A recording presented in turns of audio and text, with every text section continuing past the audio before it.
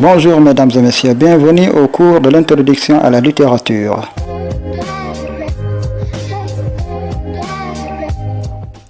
On peut définir la littérature comme un ensemble d'œuvres écrites ou orales auxquelles on reconnaît une valeur esthétique ou morale.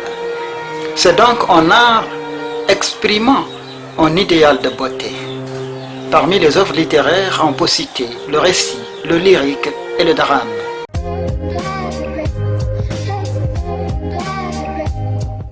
La littérature est un art exprimant un idéal de beauté. Dans la littérature, il y a une valeur pour humaniser le monde. Elle nous met au courant éternellement. Elle vise l'éternel. La littérature moralise le monde et nous fait voyager dans le passé, dans le futur, par les médiations.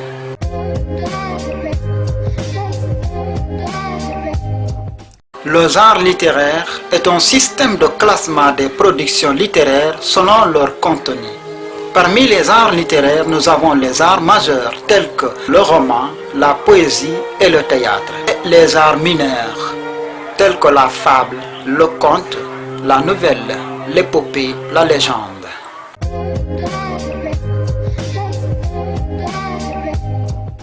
Un courant littéraire regroupe des principes, des idées et une même vision commune du monde. Les auteurs faisant partie d'un même courant littéraire partagent une même vision idéologique et esthétique de l'écriture. Exemple, les 7 écrivains de la Pléiade au XVIe siècle, dont Pierre Ronsard en était le chef de file.